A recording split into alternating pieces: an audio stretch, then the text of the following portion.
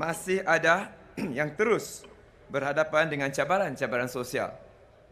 Saya telah melihat semua ini dengan mata kepala saya sendiri selama saya bertugas sebagai pekerja sosial sebelum menjadi anggota parlimen dan sebagai anggota parlimen selama lebih 14 tahun ini.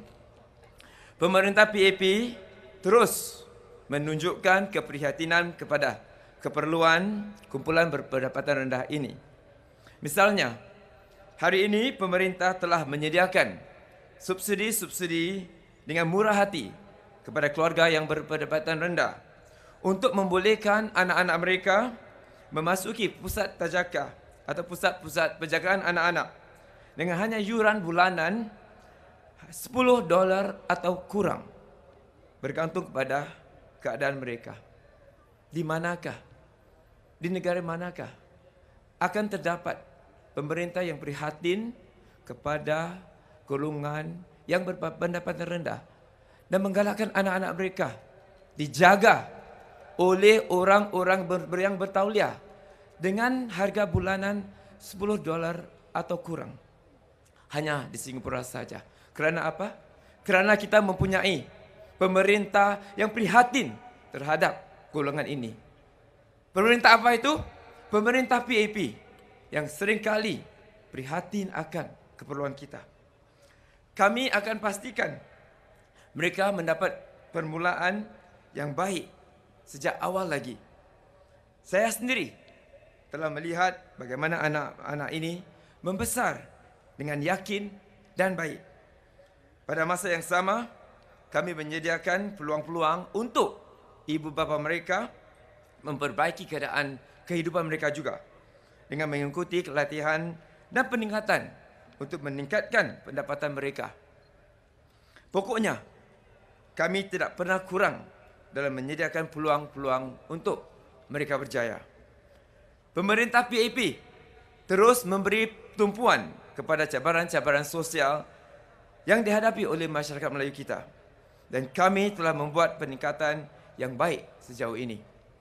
Contohnya, kira-kira 10 tahun yang lalu, kita telah dibelenggu masalah perkahwinan muda di kalangan pasangan Melayu kita. Bilangan perkahwinan di bawah umur telah turun dari hampir 66,000 pada tahun 2004 kepada hanya 240 saja dalam tahun 2014.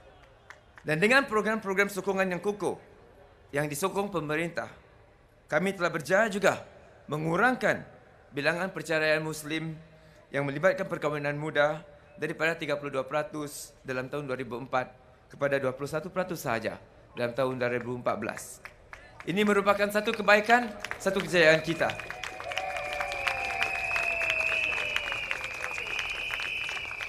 Pemerintah juga telah mendengar keprihatinan dan maklum balas yang disuarakan oleh masyarakat Melayu Islam kita. Contohnya, Perdana Menteri baru-baru ini telah mengumumkan bahawa pemerintah akan menyediakan lebih banyak sumber-sumber untuk pelajar-pelajar madrasah bagi pendidikan subjek sekular demi meningkatkan pencapaian mereka dalam peperiksaan tahap nasional. Pelajar-pelajar madrasah juga meraih manfaat dari dana edusif MOE yang boleh digunakan untuk peningkatan diri. Pada masa yang sama, MUIS telah melancarkan wakaf ilmu pada tahun 2012 untuk dimanfaatkan bagi pendidikan agama sepenuh masa dan separuh masa. Dengan dana awal sebanyak $3 juta dalam tahun 2012, ia kini berkembang kepada hampir $8 juta pada tahun 2014. Tahun lalu, MUIS telah mengagihkan lebih $200,000 kepada 6 madrasah untuk program sokongan para pelajar mereka. Kita juga boleh bangga dengan prestasi yang baik dalam sektor agama. Ramai pelajar madrasah telah berjaya ke institusi pengajian tinggi. Kita berpotensi menjadikan hub intelijensia atau pemikiran agama dengan lebih ramai para ulama kita yang berkelulusan PhD. Misalnya, Mufti negara kita, iaitu Ustaz Dr. Fatris Bakram. Kita juga ada Ustaz Dr. Hanif Hassan, Ustaz Dr. Nazaruddin Nasir, Ustaz Dr. Muhammad Ali, Ustaz Dr. Fidros Yahya. Dan yang amat membanggakan ialah kelulusan ijazah PhD mereka adalah daripada universiti-universiti unggul daripada United Kingdom. Dalam bidang ketenteraan, SAF sama seperti sektor-sektor lain dalam masyarakat Singapura beroperasi atas dasar meritokrasi. Ia bermakna meletakkan para askar ke bidang pekerjaan dan kenaikan pangkat berdasarkan kebolehan, kelayakan dan keupayaan, dan juga komitmen mereka kepada SAF dan Singapura. Tidak kira bangsa atau agama. Para anggota kerahan Melayu kita telah diiktiraf dan dihargai dari tahun ke tahun secara senyap tanpa sebarang sambutan meriah, kerana kemarahan mereka bukanlah atas dasar bangsa mereka, tapi dasar keupayaan mereka. Bersama kita pada malam ini adalah Meja Abbas Abu Amin. Beri tepukan kepada Meja Abbas yang hadir pada malam ini. Beliau adalah mantan anggota Parlimen Melayu kita dan juga antara salah seorang pegawai Melayu SF dalam kumpulan pertama ketika itu. Beliau merupakan inspirasi kepada kita. Inspirasi pada sehingga hari ini, ramai di antara anak-anak Melayu kita berjaya mendaki SAF. Hari ini, terdapat juga anggota Melayu SAF dalam berbagai jenis bidang seperti komando, perisai atau armor, jurutera pertempuran atau combat engineer, meriam atau artileri, anggota peninjau atau reconnaissance troopers, isyarat atau signal, juruterbang atau pilot, pengendali sistem pertempuran laut atau naval combat systems operators. Mereka yang menunjukkan potensi untuk memegang jawatan peringkat tinggi di SAF akan diberi peluang untuk melakukan demikian. Saya ulang sekali lagi.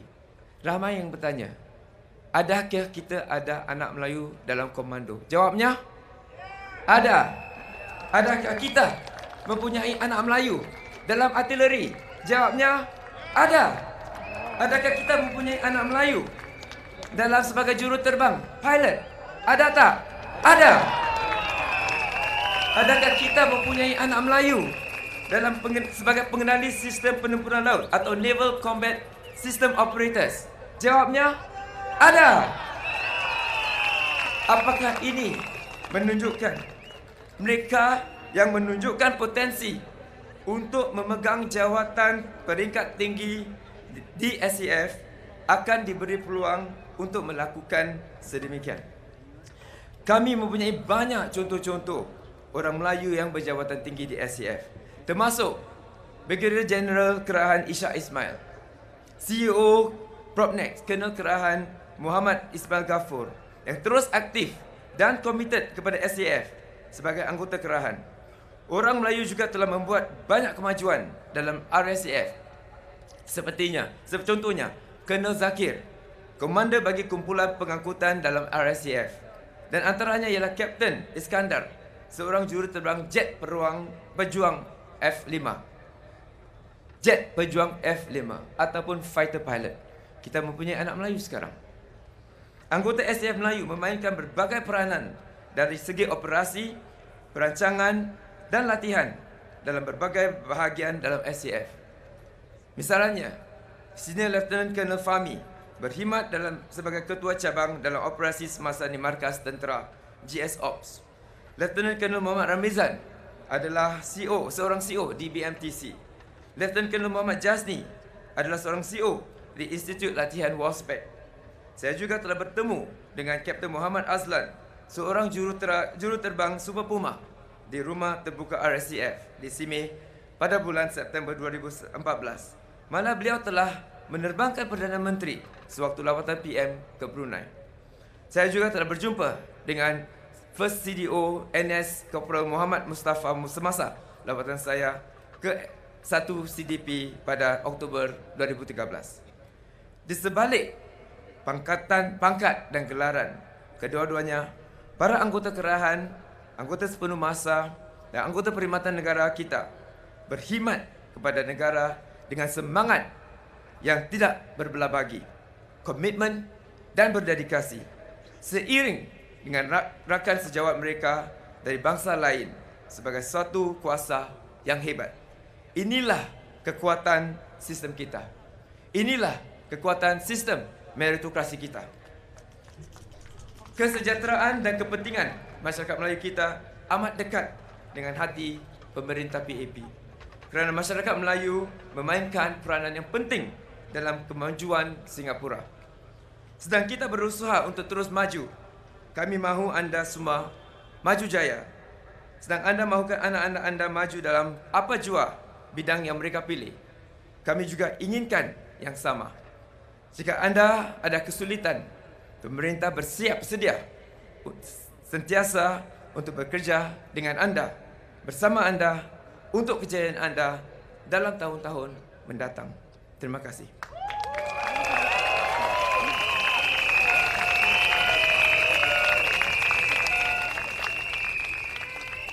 My dear residents of East Coast GRC, first of all, allow me to thank all of you for being here. We are brave. I'm sure the ground is a little wet. We had showers this afternoon, but we indeed had showers of blessings.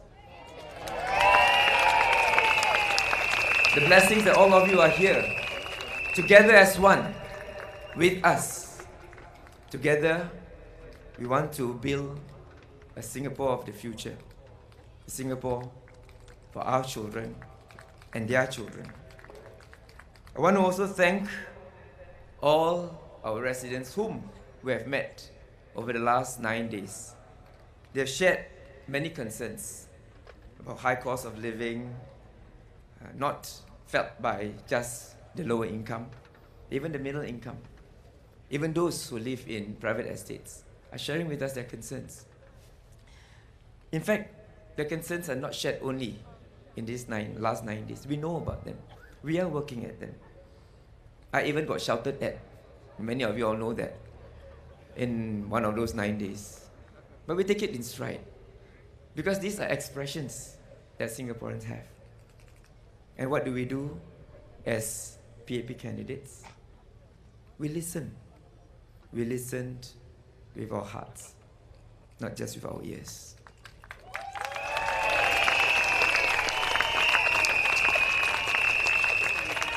At the same time, we receive many words, much words of encouragement, which heartens me. Personally, I receive many words of encouragement from my residents. Some even voiced concern about my losing weight. Mr. and Mrs. Koh I met, old couple. Mr. Koh even said, and he spoke in Mandarin, and I understood. He said that he feels like crying when he saw me losing so much weight. And Mrs. Koh said, "Am I giving you so much headache that you're losing so much weight?" I just told them, don't worry. This is part and parcel of our work. I saw tears in the eyes of Richard, one of my residents, and when I met him, because we went through so much in the last 4 years. I heard so much from residents, seniors, all of you. I want to thank all of you for sharing your concerns with us.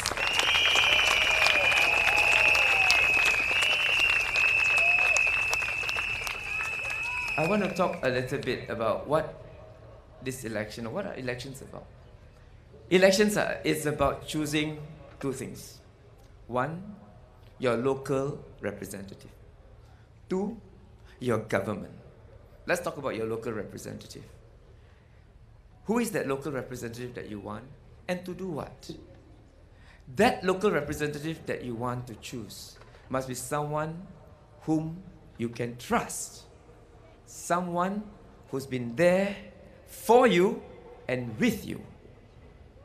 The reason why Mr. and Mrs. Koh, Richard, and many others whom we've met over the last 4 years, who come up to us in these 9 days and give us so much words of encouragement, it's because we've built trust with each and every one of you.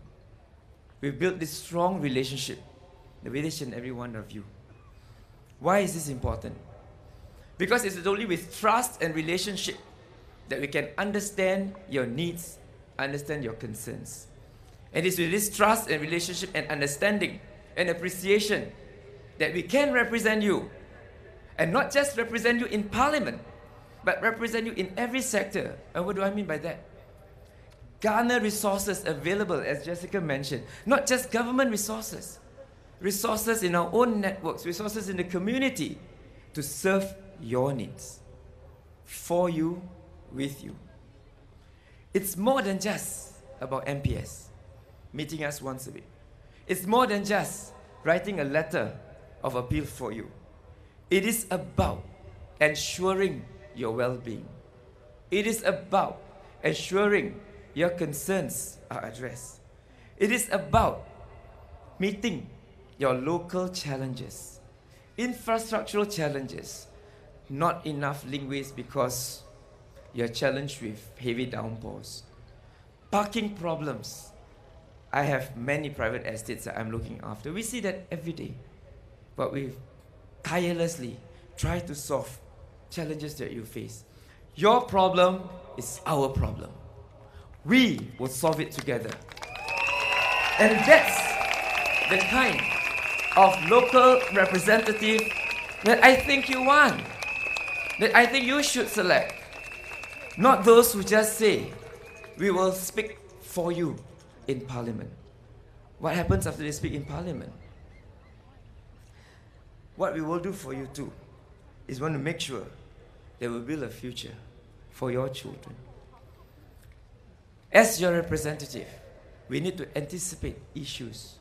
We need to make sure that we think beyond the here and now.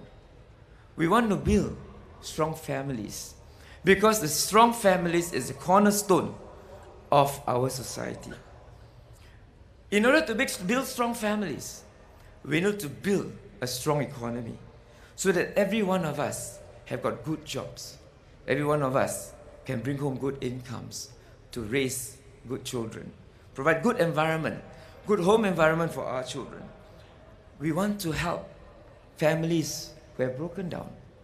All of us want strong families, but sometimes things happen. Divorce happens. It doesn't mean the end of the world. For every divorced family, it's a family to be saved. Every divorced family with children is a family that belongs to all of us too. It's a family that we should try to help with the right safety net. We want to support all of them. We want to make sure that they pick up again and build themselves, harness their potential, harness their children's potential. Much work needs to be done. It's not easy, but we will do it together. We must not allow anyone to be left behind. We must make sure that everyone who faces any challenge comes to us and we work together to help them. As we work towards supporting and strengthening families, I think our vision is also to build strong communities. We spoke a lot about the kampong spirit. But what is the kampong spirit? I remember when I was living in the kampong, where every home has no boundary. We can move from one home to another. And every child knows who's the parents, and every parent knows which child this belongs to. So I used to play in the longkang when it rains. Whenever my father is about to come back, everybody says, "Your dad is coming home." We quickly run back and just simply pretend to be studying. And that's the whole idea about being in a kampong. We want to build this community.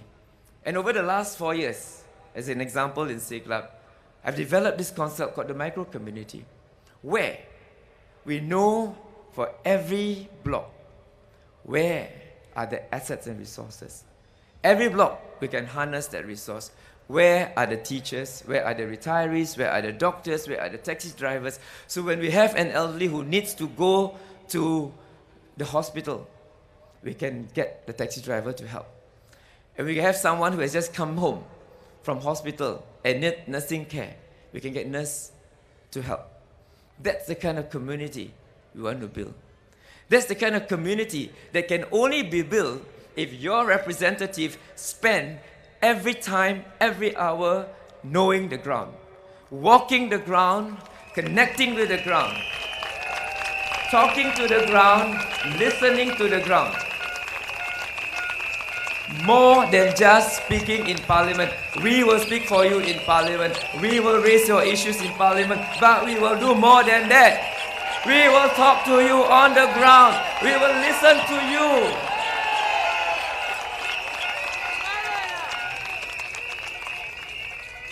That's who we are. That's the theme in East Coast. The theme in East Coast promises never to let anyone not heard. Never to let anyone go past without being understood. I assure you, my dear residents, the reason why we have been able to build this trust with you is because over the last 4 years, we have not stopped doing so. And one thing that we will work harder is to make sure that we continue to strengthen the channels of communication so that the government can clearly explain its policies. Many of the government policies are very complex. You agree with me, correct? Very complex. If we read the newspaper, sometimes we also don't understand, right? So what do? We try to make it easy. We will go down and meet groups, small groups at a time, and explain those policies to you, and listen to your feedback. This is something that we have been doing and we will continue to do extensively. We will continue to extend our outreach and engagement sessions with you, one street at a time, one block at a time, one home at a time, one individual at a time. Laborious as it may be, it is worth every drop of sweat. And I hope we will continue to do more, to serve you with sincerity, touching one life at a time. That's our promise to you. So my dear residents, if that is the kind of representative that you want, then vote for us. Vote for the team in East Coast. Vote for the team that will listen to you, not only with our ears, with our hearts, and with our actions. We will make sure that all your needs are met. We will make sure that no one will be left behind. We will make sure that every resident of East Coast continues to feel important, understood, and appreciated. So vote for us, vote for PAP. Majulah PAP, Majulah Singapura.